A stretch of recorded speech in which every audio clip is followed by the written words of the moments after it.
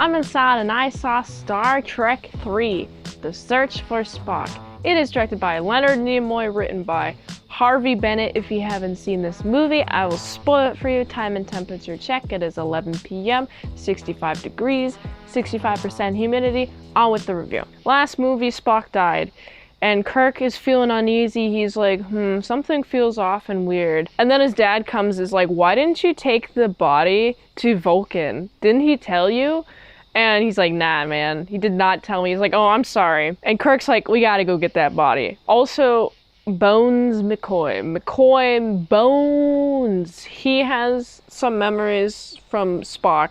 He doesn't have like all of his memories. So Spock's definitely gonna be still out there.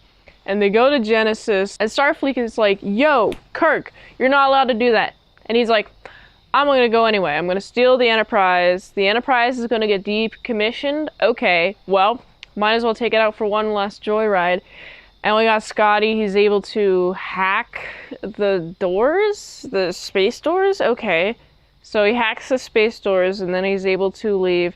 He also made it so that the ship tailing him with the new engine, they weren't able to tail him. What a good thinking, Scotty. He used some nuts and bolts. He took some of them nuts and bolts from the new engine and just took them so they couldn't use their new engine. It's just so funny. Anyway, they're going to the Genesis. Also, Klingons have heard about this new powerful weapon, and they've taken out the science exposition that was there at Genesis taking notes. And there's a couple people. There's that Vulcan chick, that Vulcan captain from last movie. And also, David, we learned that it is Kirk's son. The Klingons, they kill the ship that they were on and take them as hostage. And while talking to Kirk, he's like, you know what? You want these people? You want all of them alive? Well, too bad.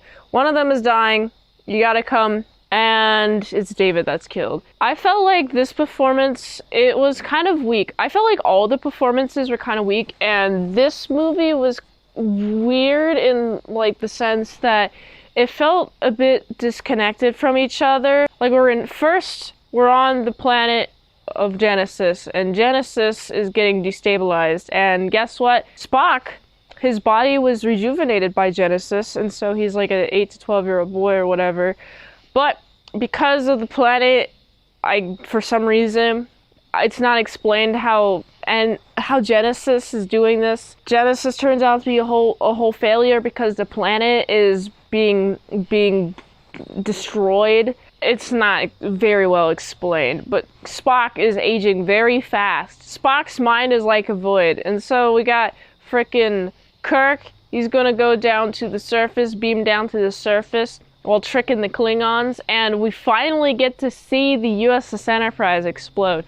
I remember the original series, the self-destruct thing, those codes, they were hinted at. And all the people were on there just like, what? Why are you threatening to destroy us, Kirk?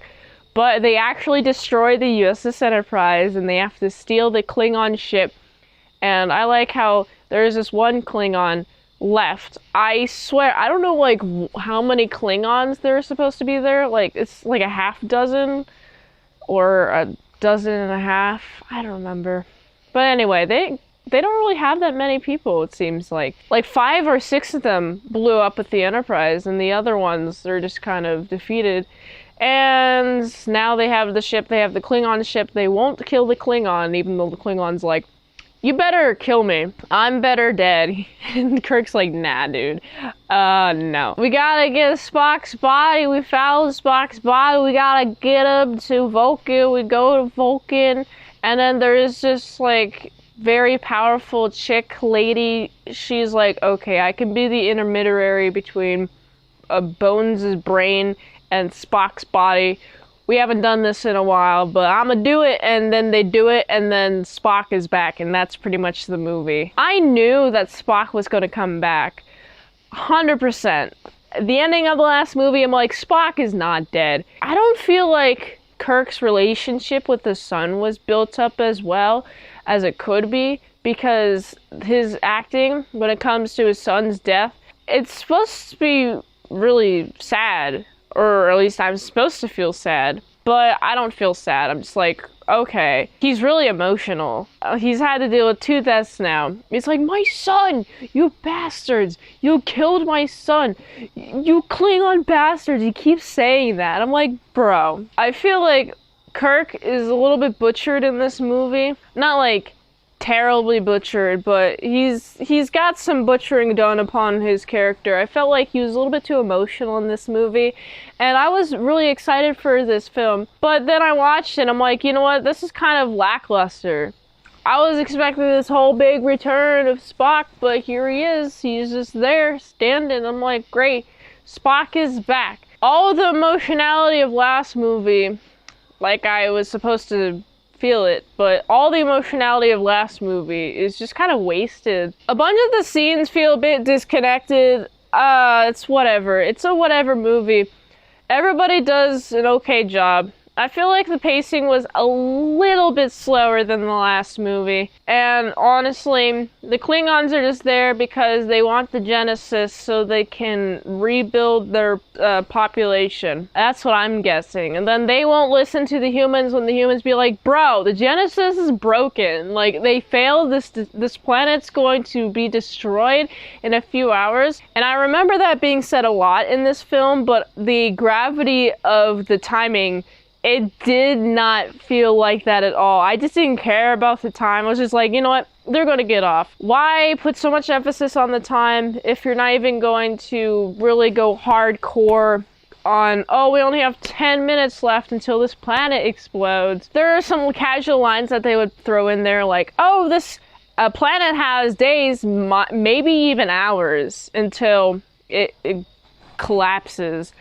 And they would say that multiple times, but they didn't actually establish any emotional stakes. The only emotional stakes that were established were Spock. And I liked seeing him. And I liked seeing him and that Captain chick. I liked seeing them both kind of have a connection there. I thought that was cool. The Captain Vulcan chick, specifically. I was quite disappointed with this movie. It felt very mid. Especially with the ending of the last movie being so hardcore. Anyway, I gotta give this one, it's like a 6.5 out of 10. If you like this review, watch another one on the platform. Really likes it if I haven't reviewed it on a channel. There's a chance I haven't seen it at all. That's why you gotta get them Patreon requests at patreon.com/ASEPresents. $20 dinos for 1 movie review per 1 month. Support the daily grindiness by going to this link tree. So you can go here.